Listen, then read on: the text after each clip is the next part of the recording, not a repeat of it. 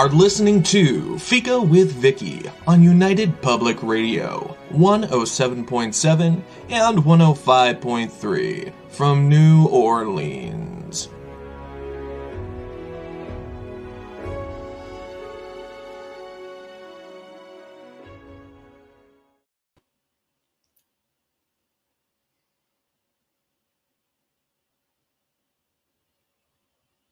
Hello, everyone, and welcome to Fika. I'm sorry for the late start. One of the servers apparently is having a hard time hooking up, so it's just disrupting everything. And now we're just going to ignore it. Okay, so hello, Tamara. You're early. I'm late. Thanks for joining us. Hello, everyone, and welcome to Fika. Our patient guest this week is Taren S. Taren is an author, a Southern Conjuring Witch, and the founder of the House of Witchcraft. Today, we're focusing on her book,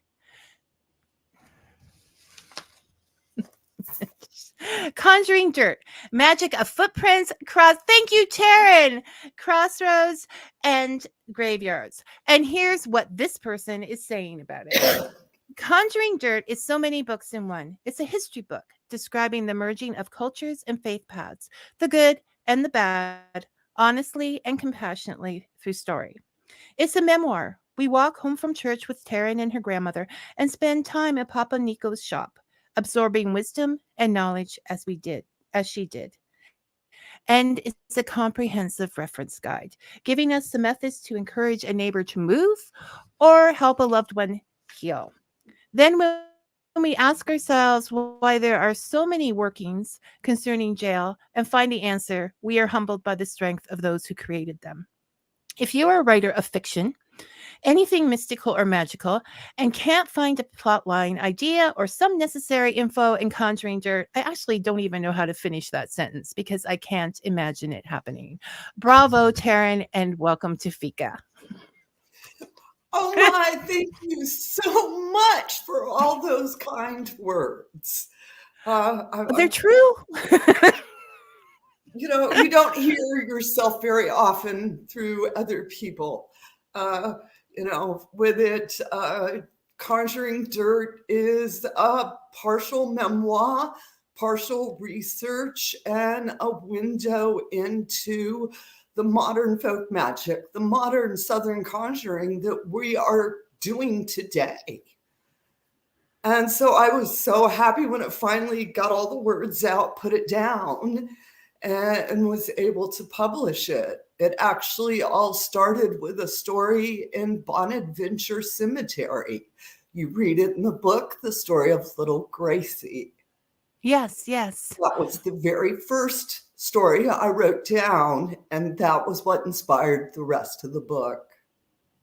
Well, I'm glad Gracie inspired you. And because there is so much in here that explains so much that, you wonder about, or you just didn't even know you didn't know. But then suddenly there's the answer to something you didn't know. And you're like, oh, that's why. Because this culture permeates so much of what is happening now. What the reasons behind, we don't always know, because that was all shushed up for the longest of time, right? Good little girls didn't, bother with those things, right? So no, dogs bark. So the Gracie story inspired you, and we might get into that later. But just tell us a little about your history and what a Conjuring Witch is. I am a proud Southerner, and I had to wrap my head around that as someone of European descent and make peace with the history of my dirt. We have both triumph and tragedy, and we have a funky gumbo blending. I mean, I live right on the edge of the Sea Islands in Charleston. I live where the port of the Middle Passage was. when people, the enslaved Africans came through the Middle Passage, they would have came to the Charleston area. And it stayed like that for almost 200 years. And that contributed to this wonderful, funky gumbo and me having to find my way in it. I was exposed earlier, very early in life, because my grandmother was a Southern Baptist mystic healer, prayer healer. And my first book, Hoodoo in the Psalms, I often tell people that was a love letter to my grandmother and her magic. The use of the Psalms, that, you can, through your faith, connect to divinity and heal someone. And then for me, Conjuring Dirt came about as a love letter to myself, where, that making, like I said, making peace with the South and learning to unravel and give agency. As you pointed out, so much of our history is whitewashed. Being able to stand in the truth of it. Well, I did. I was reading the workings, as you pointed me, they're called, and it was jail and jail and jail. How to get somebody out of jail, and I was like, there's a lot of jail in there. Like I'm not finding this necessary. Why is there so much jail in there? And then I was like, oh, okay, I understand, because this is such a big part of the life and the fear and I mean, and such a big part of taking things into your hands without whatever power you have. Within Hoodoo, where you're dealing within an African dysphoria magical system, you are working on a daily basis the injustices that are happening around you. All right. Even today, Black folk don't call the police. That's the last person. No. And it's even influenced where today with, the way our bail systems are working and everything else, if you're part of the poor folk, working class type people, you don't have the same opportunities as the 2-3%. You can't be calling your lawyer up. You sit in jail. All right, we're still facing the same things, granted, not at the level, nor would I ever equate them together. But the injustices are still happening. Right. And there's still there's still a need for the ability to reach out in whatever way you can to stop them.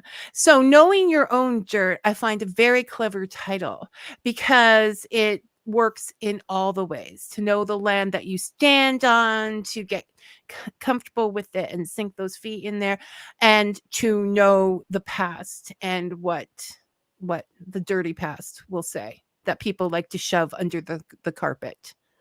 It is easier to shove it under the carpet. It's a lot of times I've heard, it's too complex. That's too complicated for folks. Where that's the reasoning when I ask, well, why didn't you tell this part of it? Oh, well, that's just complicated. I'm like, no, we need the complicated part. Yeah, the truth is never complicated. All right, we need to simple. hear it. And I think we're getting better at it. And putting those pieces together. I think one of the biggest things I've seen here in my area is our plantation tours, because I live in the plantation district, where I can remember 20 years ago going up to Middleton Plantation and the cute white girl dressed in an antebellum dress running around the lawn, doing some weird Gone with the Wind reacting thing, talking about how wonderful the plantation was, versus if I go out there today, they have designated where the enslaved cemetery graveyard is. Part of the tour tells you what's going on. We are getting better. The conversation is changing. Yes. But it still needs to change more. And I think this is a lot more. And this and this addresses that, because you grew up in a very diverse and varied life. And you've continued that throughout. You've been with everyone and everywhere, and found your place in it. That is that your place in it, comfortable or not. You found it. After 40 years, I've always wanted to know why. I think one of the things, as far as, witch, what is a witch, is somebody that leans in with wonderment. We want to know why. And I think that side of me is what drove my conjuring side. Curiosity. Yes, just the absolute curiosity. It moves a lot of things in the world. And I'm lucky enough that I can go talk to my, neighbor. I can go talk to the Gullah folk down the street from me and hear the stories through them. Well, and you worked for 20 years with Papa Nico, and it's a Botanica, it's called? Botanica. Okay, I'm not going to try to pronounce. You said it. That's good enough. And learning from him, and he actually gave you lists to put in this book. Yes. Yeah. So there's a great relationship there, and you've moved through these relationships and shared them honestly within the book. Crediting the people who come up with things, the proper ethnicity, the proper country, the proper faith with anything that is in this book. And I think, aside from you, I think that's what I like about all the Moon books, is that there's always this giant reference guide. As soon as someone says, and I thought of this yesterday, so you put the credit of who thought of it, who worked with it, and then you say, this is what I do with it. Mm-hmm. And that's where you come in. So I think that, I don't trust books without these huge reference guides anymore, because why are you not telling me where the information is coming from? I want to go read that. I want to check it. And Yes, it was. For us, I got into the Middleton journals. Henry Hyatt Middleton. Right at the end, yeah. And I talk a little bit about that, but what I really is that was a 5-year journey, a 6-year journey within reading it, because I found out that some of the entries were like right in my neighborhood. Right. It's so for anybody who doesn't know, this gentleman, whose name is not going to stick in my head at the moment, went around interviewing people about their experiences with like folk magic, hoodoo. Was it a specific? Hoodoo conjuration and folk magic practiced by some people that we can't say what he said. That's why. Okay. Yes. So it's not to be read aloud. This book is not to be read aloud. Well, it was written for its time period. Yeah, no. And so there are books that, you read because you're interested, but they're very uncomfortable to read aloud because of the terminology. And so it's best just to read them to yourself. We don't have to read everything out loud.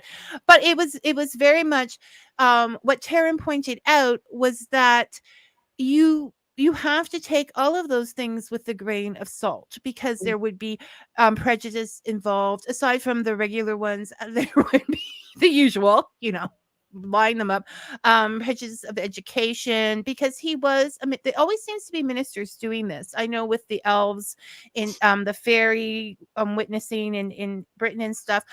So there would be, and they were the quite educated people at that time. So there would be a educational prejudice. There would be so you have to take all of that, plus trying to prove their personal theories. You have to take all of that into consideration when reading these books. When you are dealing with hoodoo and you're dealing with Southern style folk magic, you are dealing with an African diaspora magical systems. That is our okra and our gumbo. And any good Southerner knows you can't have gumbo without okra. Okra comes from Africa. It came on the Middle Passage. Squash came on the Middle Passage. So much of the foods that we eat came to us via the Middle Passage. The reason why we cook our collard greens the way we do. All right, we carry that and giving credit to it. I often tell people, if you want to learn about my world, there's this wonderful Netflix documentary called High on the Hog. And it talks about how Africa came to the South and how all of us Southerners run around eating African dishes, thinking we're eating Southern dishes. And it is a wonderful way, because a lot of times we think Africa, not understanding that's a continent. There are countries, there are regions, there are flavors. You know, it's a rabbit hole to go down, and I encourage everybody to go down it. Well, because this journey involved you into really looking at things honestly and facing them and still liking yourself on the other side. Yes, ma'am. The biggest thing that I talk with folks is that understand that I lay flowers on CSA graves, Confederate States of America. All right, because here in the South, if you go to, even if you go to Bonadventure Cemetery in Savannah, Georgia, you will see CSA graves. All right, and learning to make peace with that, learning to understand that those people were in their times with the information they had. The average Southerner was a poor working class person who was illiterate. We had an illiteracy rate of 80%. All right, it wasn't until later on, closer to the 1930s, that we all started reading better. Right. So the few actually controlled almost everyone. A lot like today. Yes. Very much. But you know how it is today, where they get all that misinformation? You would have these, folks come doing what they call stumpings. And a stumping is where you go to the middle of the town, you stand on a stump, and you start talking. And that was their news. So what we would call soapboxing. There you go. Every place has a different word for something, and just understanding that different word helps you understand the people. When we understand the stories, we understand the people. And this is why you call dirt conjuring, dirt workings, the working man's magic, the everyday magic, which I love. What I love about this book, it is so practical, because everyday people do not have time. They're going to work. And in those days, they were working 24/7 just to, put the biscuits on the table. They had to take care of the house. They had to do all of those things. More so, we have to do those things today, but they were a little more difficult without, automatics and automatic washers and things like that. I wasn't talking the guns. I thought I better specify that. I love the working people are busy. Yes. And that a working man's magic is not about trying to ascend to the gods, change the path of the universe. It's about trying to get a parking space so I ain't late for work yet. Yes. It's about everything we went through before this show. This morning. Let's just get it moving, get it going on. Exactly. So, and sometimes I'm that person. Like, you're trying to pay the bills, but they just keep going up. A lot of people are that person these days. Times are changing again, as they often do. So I like that the book is about that. But we have marketed, ingredients as well. And, workmen can't always afford those, but you say they're not as good anyways. Why are they not as good, Taren? It's not your dirt. It don't have no story. You ain't got no connection to it. The most effective things you can get are what's around you, what's part of your region, what's part of your culture. what you're connected to, it's part of your ancestry, it's part of your culture, it's your community. And that's what you need to turn to. And, when dandelion is a very powerful conjuring herb, all right? And you think about a dandelion, you can't get rid of that dang thing to save your life. You done tried pulling it out of your yard repeatedly. You done stuff poured on it. So what is a better herb? What's a better root? What's a better plant to use for perseverance? Exactly. There is nothing. I think I wrote a short story about it, because there is nothing stronger in this world than a dandelion. They get stepped on, they pop right back up again. And so go out in your yard and grab that dandelion root. When you're looking for your magic to work between cracks, dandelions do the best of growing between a crack. Mm-hmm. They just keep coming back no matter what. Whereas if we get into, herbs from faraway places, things from India, things from Europe, and some of the grimoire traditions, some of the old spell books, they have these ingredients. I've never seen that herb before. I don't know how it grows. I don't know any of its neighbors. I know nothing about it other than this little thing that says, use this for prosperity. The properties, right? But how does that truly connect me to it? And so it's so important to be using what you're connected to. What you have, as our grandmothers did. I mean, people didn't just go out and buy a new pair of pants if they had a hole in it. They patched them up and used what they had. And I think in any area we are, I agree. Not that my agreement is important. You're a very smart lady, but well, I think we suffered from too much information and found out that, these people in England were using this list of cool herbs, and we're like, ooh, I wonder if they work for us. And we had to figure it out. Sometimes you have to travel the world to come home. I know exactly. You have, when you say, okay, people say, just be happy. And you're like, well, that's just silly, right? Just be happy. So you go through every belief system there is, and then you realize they all come down to just be happy. But you couldn't have done that if you hadn't have gone that whole journey, the Dorothy thing, right? Yes. And so I started out as, a young conjuring young witch with these overcomplicated workings, overcomplicated spells, ingredients that I was sending off for. And I look back and think about all the aggravation of trying to do it versus the simplicity of my magic now. And it's far more effective. Manifesting isn't about putting a pile together. It's about the energies you bring up.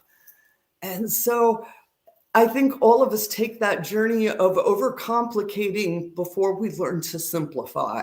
And then, like I said, traveling around before we understand it was always in our backyard. Exactly. Always in our backyard. And I think this is another level on which this book touched me, because I've always had nomadic leanings. Like I always want to always get shoved back home somehow.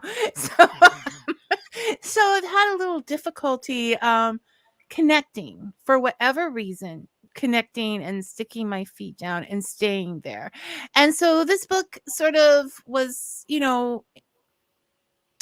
I went inspirational. It inspired me to take another look at the ground around me, because I do, for medical reasons, for my husband, I need to stay here. And I've been doing my best to say, okay, you're here, Vicky. That's the way it is, and be happy. But this has given me a little extra boost, other little things that I can do. So I would say get the plant app They have free plant apps. Go out in your backyard and start finding out what you have. Well, I do. I have, when we bought this house, it's on the edge of a forest. So I have like this old oak tree's branch that like comes right over the back corner. I have, and I've done all of that over time, and they're friendly. It's not that I don't feel welcome. I just don't know what it is about me. It's just, it's been like this other person who just had the ocean in her mind. You're living by the ocean. You don't. It was an ocean thing, okay? That just, which brings us, okay, so we're going to use an example here. And a question came to me the other day, and I wanted to ask you, because I took a picture of my dirt that I brought home from Nova Scotia when I wanted to move there. And it's like sand. And they said, well, that's sand, that's not dirt. And I said, well, in the context of conjuring, I would think that soil, sand, it's all dirt, right? Okay, Yes. so I Yeah. didn't know I was doing anything at the time, but I just like, I'm bringing some of that dirt home with me, right, that I'm standing on. So I put it in a jar and I brought it home to focus me on getting back out there. But now it's I'm staying put. But I kind of like this because it's the softest, most silkiest sand I've ever felt, right? So is there anything I can do to change? Like, I mean, I can change my thinking, but is there something physical I can do that will change the intention behind this sand, or does it need to go? Taren, this is what I need to know. First, I'm like, gotta remember we're working on subjective. That's what makes working dirt so hard. Dirt ain't my dirt. What works for one may not work for another. My first thought on what you're telling me is this is a dirt of memory. Yes. You had a beautiful time in Nova Scotia. It was very memorable. You liked it. You liked it enough to take the dirt with you. I know most people don't do that, but I do. Actually, you would be amazed at how many people take dirt from places because they talk to me about it. Yeah, because you're the dirt lady. I find out about all sorts of people's dirts.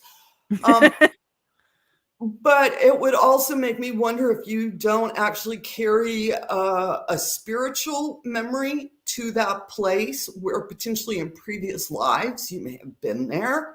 And this is a previous life connecting. If you carry a genetic memory where you may have an ancestor of that place. And again, it's calling to you. It is a dirt that you need to put on your altar and honor as a wonderful memory and experience that you had. Yeah, no, it is a beautiful memory. And to honor that memory. And if, it's not necessarily a dirt of, I want to move there. Just because I take a dirt from someplace. I have some Sedona, Arizona dirt. I don't ever want to live there. But I really loved the place. And like you're saying, I loved the way the dirt, I was like, ooh, this is good dirt. And I have it labeled Sedona, Arizona. And it's part of my experiences. It's my scrapbook of memories. And when I pick up that little thing of Sedona dirt, it brings it back. Like you picked up your Nova Scotia dirt and you could almost see your energy changing because you're like, Nova Scotia. It is. It's a happy place for me. So use it as a happy dirt. Okay. Thank you. This was my intention, but I like to get second opinions, especially if I'm talking to the dirt lady. Okay, I'll share my dirt. I would tell you, I was predestined to write this book and I did not know it. And how I know this was because in the 10th grade, I did a report on mud in my biology class.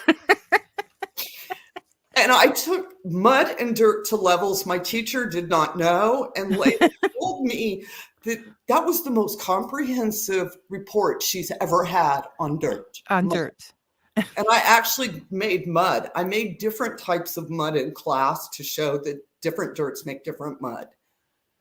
Well, see, I've been thinking about that all week because I had a horticultural teacher in high school who, people would say, okay, hand me the dirt. And he would say, that's not dirt, that's soil. And I'm like, well, now we're calling it dirt. Don't you tell me that it's not dirt.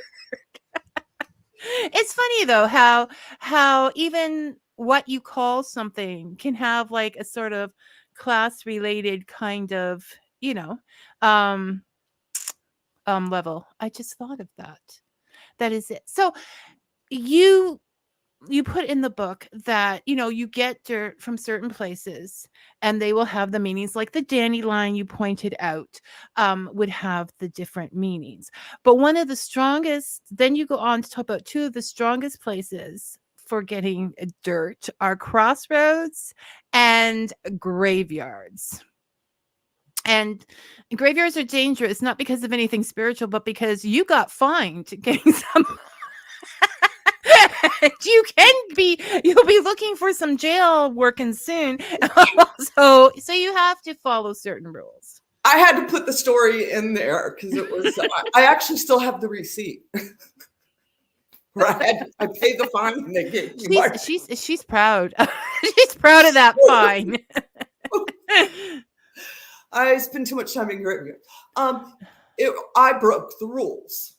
And that's where it's so important when you go into a cemetery or a graveyard. A graveyard's associated with a church typically, or with some sort of congregation, whereas the cemetery is not. It is a more park-like atmosphere.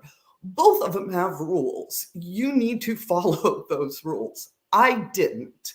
And I left a small offering on a grave, and that is considered defacing a grave in this cemetery, and they fined me for it. They actually came and took me to the office, and if I didn't pay, they were going to call the police. I got shook down at the cemetery.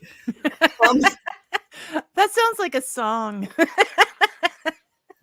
I'll have to give that one up to, yes.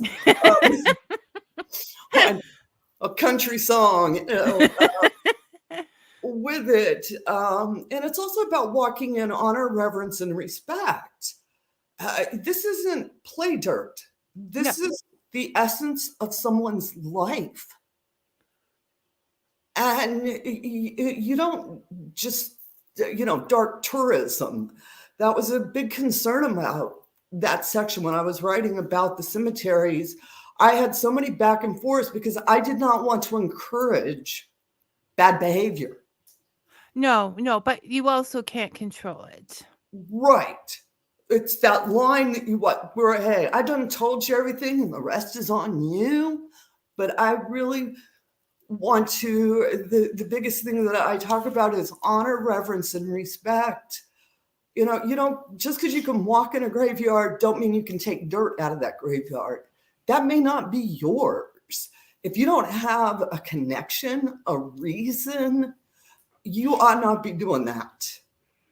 So you're looking actually in most cases for a relative, someone who held special meaning for you, that they can still help you with their wisdom after they pass. And there's a great deal of connect. As we've talked before about working with ancestors, this is basically ancestral work. Yes. And then after midnight, obviously you're making a pact with a spirit that is typically not ancestral based, but is based within the working itself. So I often tell people, like a judge, judge's dirt is subjective. You got to make sure that you got the right judge. Is he a fair judge or is he a corrupt judge? And are you looking for a corrupt judge? Or are you looking for a fair judge? Well, yes, because it's fair to say that not all the workings in this book are of a positive nature. Well, they may be positive to you, but they won't be the person. We're within the Southern folk magic.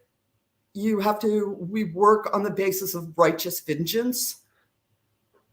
An eye for an eye. Well, no, It I'm not judging. I'm just is how we go about this, but it's a balance. It's you give as good as you got. You don't inflate. It's well, once like again, like. So if someone slaps you, you have the right to slap them back. the working people don't always have the luxury of being the bigger person all the time. And they're tired and cranky people because they've been working. So don't mess with them. And we have the right to defend. We have the right to protect. We, like I said, back to that, within folk magic, we're about fair.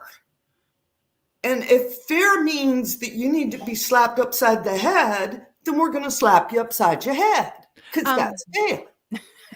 That's well, and this is not just to be fair, this is not just the South. Folk magic in general is very balanced. Okay, there is a respect in folk magic towards other people that if it's not followed, I mean, it comes down to the fairies. They're Yeah, I don't think you ought to, go around cursing on folks all the time. no, because it can come back I on don't you. think that at all. And with all of these workings, it could come back on you.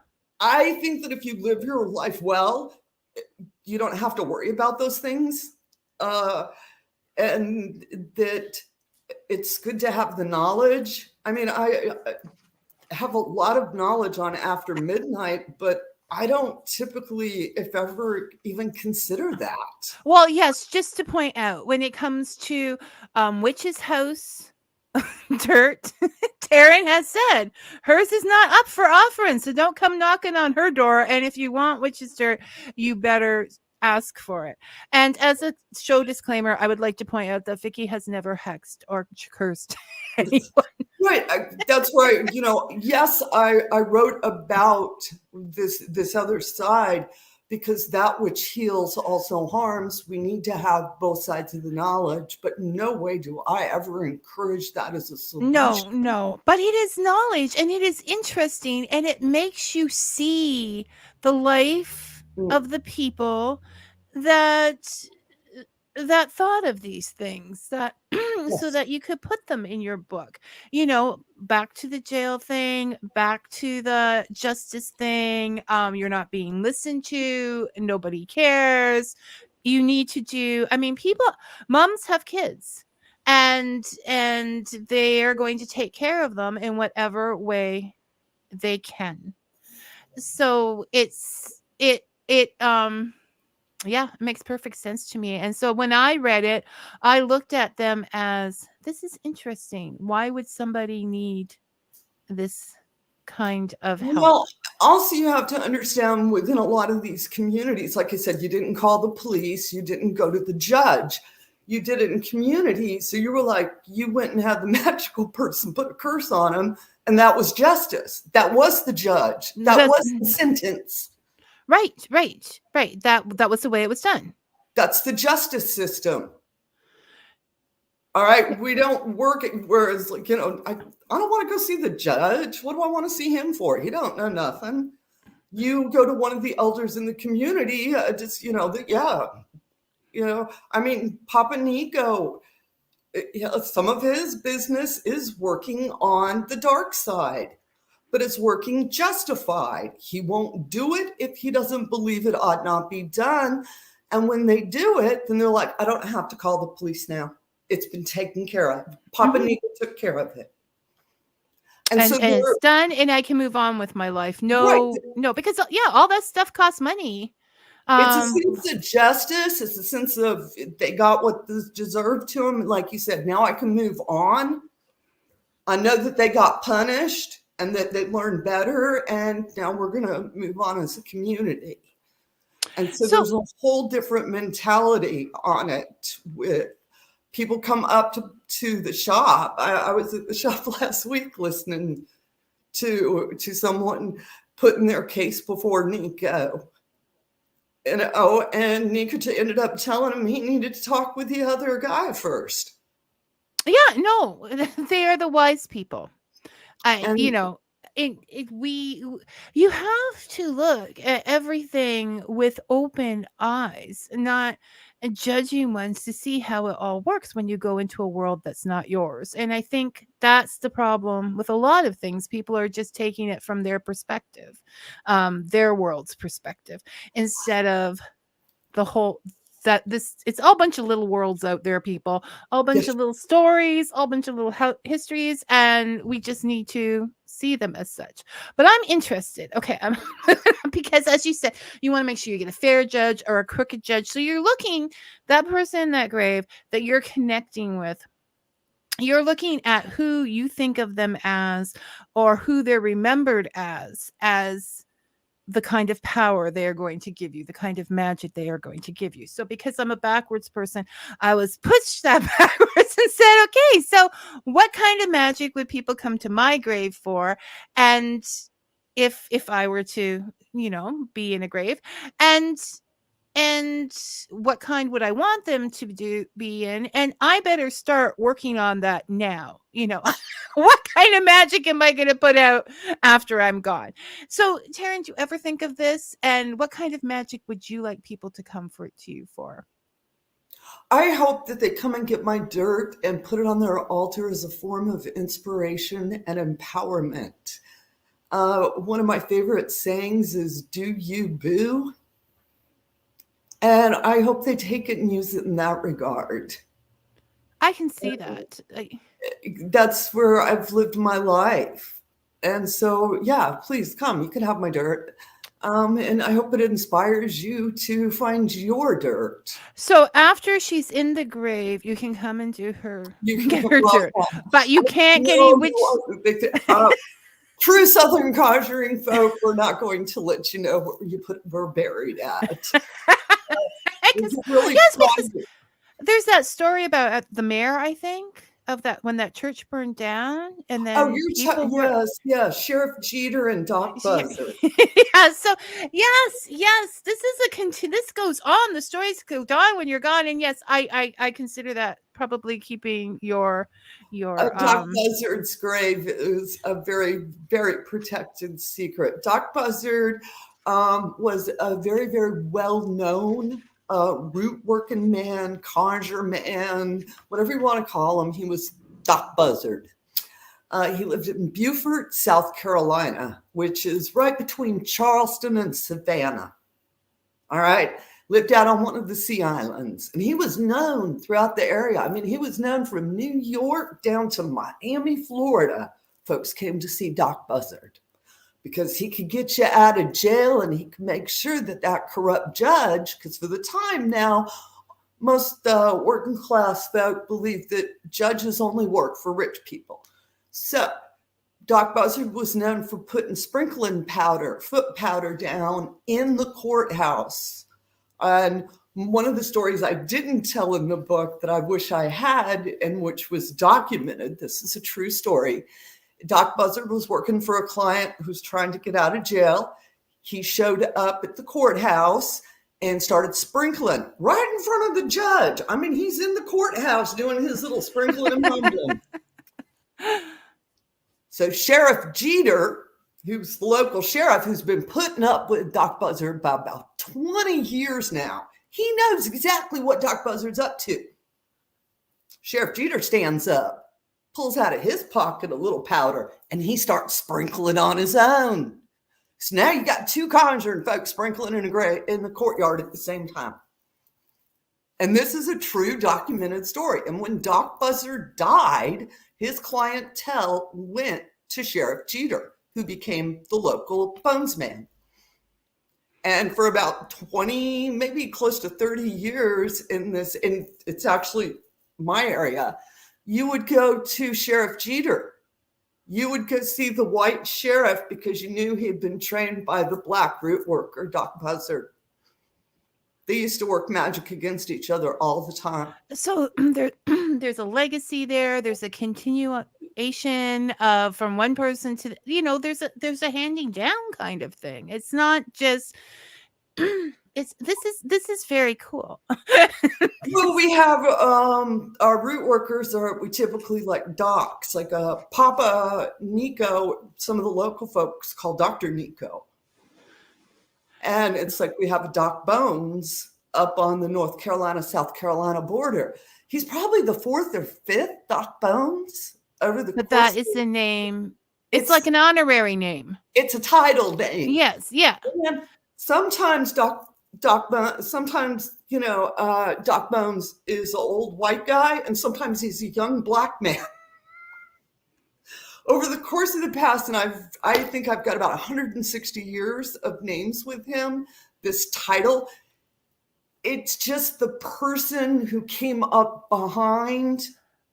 There is a connection between each of them as it's handed off. Right. Where they have worked with each other, maybe an apprenticeship over years, or sometimes there was a rivalry where they were almost adversaries for several years. One of them dies and then the other one takes it over. And no, it makes perfect sense. Okay. Tamara, if you're still here, goodbye and thanks for coming as long as you could. Okay, so Dave wants to know, and this is okay, we're up here in Canada. So all this that you're telling us is sort of like ripe with like imagine, like it's just like, whoa, this is, it's your life, but it's cool. So what he wants to know is, in Hollywood, witchcraft is always portrayed as something evil or bad. Are there any movies or TV shows that kind of get it right or that you recommend? Would love to hear your thoughts. And specifically on Southern witches, I think, because there's a... I'm like thinking, is there anything that gets us right? There's bits and pieces of us out there. I think one of our time-honored, Practical Magic. I was going to just say that. It's probably about as close as you're going to get in. When I was reading this, I was thinking Practical Magic. They use the pigeon for a love working, and they go at its heart. And when I first saw that, I was sitting there like, oh, who is the consultation person on this movie? Because they know what they're talking about. That is true. That is an old working that we have used for hundreds of years. I've never personally done it because I like pigeons. I'm just not that witch. No, that's what came to my mind when I was reading Conjuring Dirt. I thought this sounds like their kind of magic in Practical Magic. There isn't. First, getting especially low country where I'm at, that southern low country magic. Our folk magic is distinctly different than like the New Orleans, the Marie Laveau magic. And they suffer the same fate that we suffer from, where Hollywood has made us into things we're not. But we don't talk to Hollywood either. So we're not forthcoming with information. So it's not really their fault. Yeah, so you're not sending a representative saying this is who we are, please portray us in this way. We're not speaking, but we're not going to either. I've had a couple of things over the years where I've been approached and I'm like, I can't do that. You're asking me to speak for an entirety. I don't have that capability. Not to mention the fact that so much of what we speak is within families, within small regions. And the who is going to be known. And so I don't need you disrespecting on these folks. Yeah, no. So for the same distrust that people would have when the minister came and asked them about, like there is that sense of, that's one thing you see in the movies, the sense of distrust in the South of any authority. And I'm thinking that is real because of the past. They do. And I've seen, I've been to, like magical conferences and gatherings where we'll have TV producers, executives there trying to get one of us to talk. And the last time one of us talked was what was that weird MTV show, Surreal Life, where they did terrible things to that poor woman. Fiona Horn was the witch. And So she went in with good intentions. And when they were done editing her, they made her look like this dark, discombobulated, almost unintelligent person who's well, like, because I'm a witch. it, like everything, they go for the views, they go for the clicks, they go for, and this is what people want. They don't want to know, it's a young mother working in her kitchen and taking on this, or a secretary who's, having to work late, or a grandmother who's just We're worried not that about her family. exciting. It was like a reality show. Really wouldn't be that. Well, I don't think anyone's exciting as they put in reality shows. It wouldn't be that. I'm thinking we're really not. We're typically living our lives. We go to work. We're productive members of our communities, and we may have somebody knock on our door in the evening asking for a little help. Well, see, and this was the point of me doing these shows in a mainstream area, is because people don't understand who witches are or what they do. And I mean, what we've seen is none of them are the same. So don't try to go there. But they're not what we see portrayed in stories, definitely. And they're just regular folks, and with a lot regular folks who have a tendency towards wanting freedom and learning and curious, I think.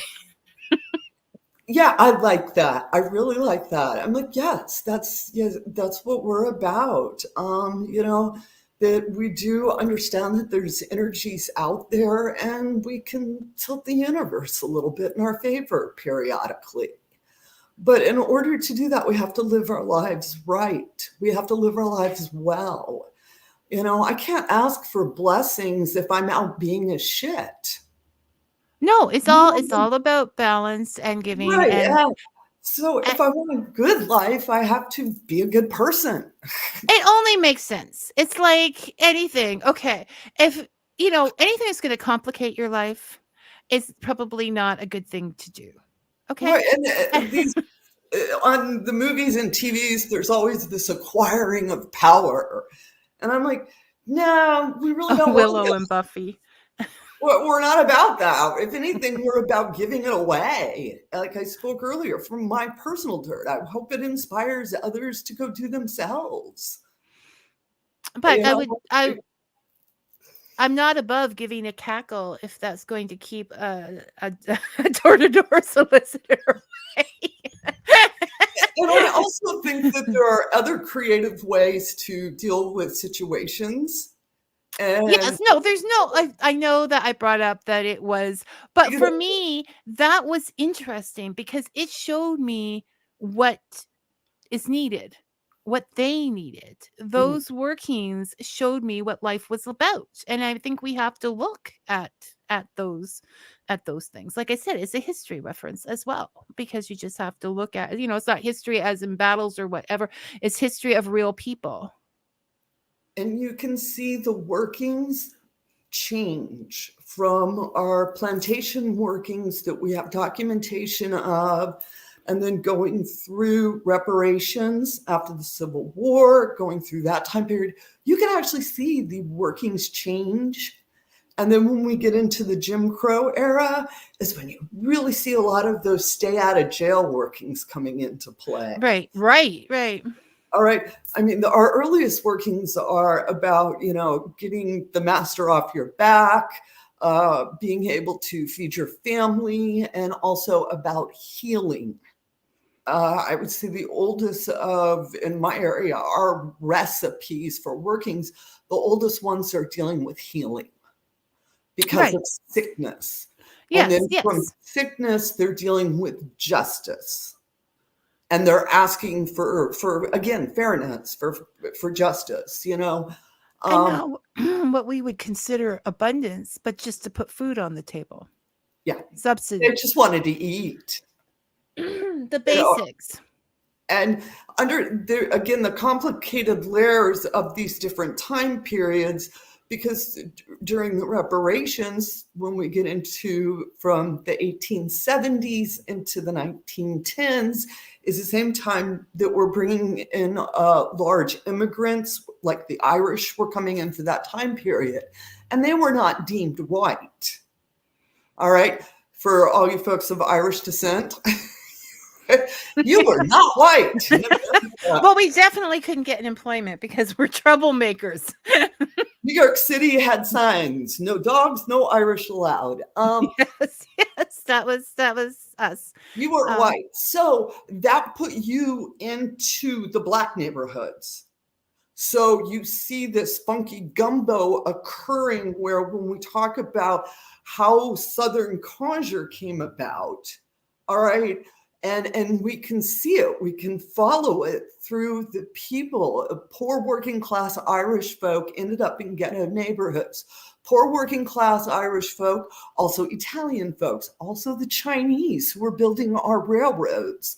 All right, they ended up in the Black neighborhoods. And right as the ending of the Civil War, we have Black that were enslaved people that were feeding the poor white people. All right, I know I'm of Irish descent as well, and I'm part of the poor Irish. My grandmother used to tell the story. We're primitive Baptist. We were one of the Baptist churches that was integrated, meaning we have both Black and white people within our congregation. And then when the Great Schism occurred, and which is when we have Southern Baptist, and we now have the AME, the African Church, how that all came about. And you can actually see the workings, the recipes, the magic changing for these time periods. And that's what I love about it all, is that it's just this wonderful stories where I'm like, why? Don't worry about the fiction. Let me tell you the truth. Well, I always say the truth is always more interesting than fiction, always. And once I think that it's so sad that we're not learning a lot of this history because we could embrace each other and ourselves more truly when we see where we meet, and we met a lot in certain classes. I think it's more of a separation of class in a lot of cases than. Oh, it's definitely been a separation of class from yes. the first Dutch, because it was the first aristocrats that were here in America were the Dutch, and which founded New York City. That's where we have the high society blue blood 400s, you know.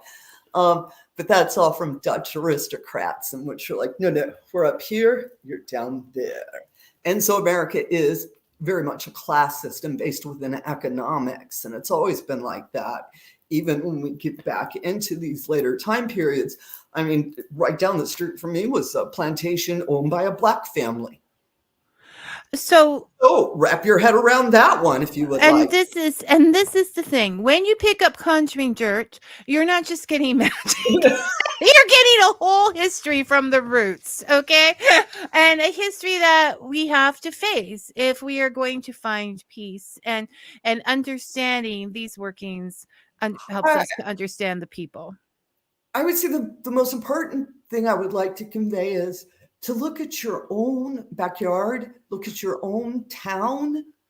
You where you live right now is magical. All right, I've just spent the hour telling all these wonderful things about Low Country like it's special. Well, it's special to me. No, but there's other folks. Y'all get the same special that I have. You need to look at your hometown as if you're a tourist. Oh, I like that. And then I don't think I thought of that. I'd love to take the credit, but I'm sure somebody else thought of it. So that's a great way to go and look and know who your town founders are. All right. When you're talking about, wanting to have protective energies around you, knowing the name of your town founders, those are ancestors that want that town to thrive, to be safe. They want you to prosper. That's why they built the town. And that's why looking into the history of these things to find what works for you, to find is important. And that all comes through in the book. Taren, you need to come back because we got like to question 3.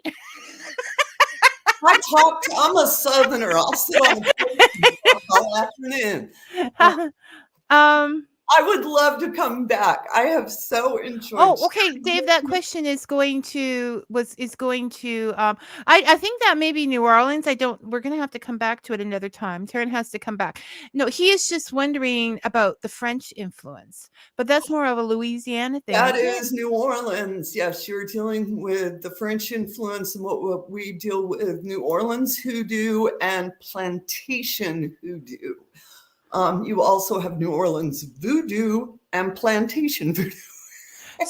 So even in like a small area of there are so many different shoots and things. Okay, yes, ma'am. Yes, ma'am. It's very much. The French influence is very much so in the Louisiana, New Orleans, because at one point they were a colony of France. Yes, and they were under French rule that allowed a lot of the intermingling. Yeah, because they were much more open to that. And so no, we have to come back. You're going to have to pick a day, and so we can get through more questions and the other things you do and unravel. And I just wish people would tell the stories, because then we know, and we can look into it and see what we can do to, to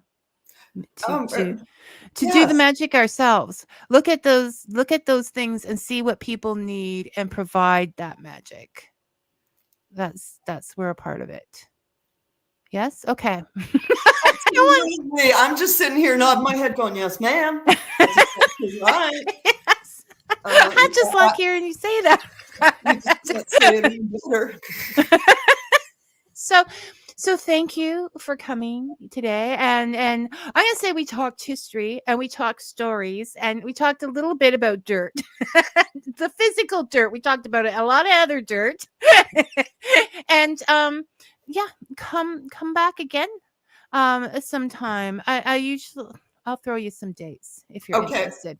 And like I said, I'd love to come back. I enjoy sharing my stories. And I really hope I inspired some of you folks out there to look at your own backyards a little different and to understand you are the magic. You ain't got to go across the pond. But you might want to if you have nomadic tendencies. Most definitely.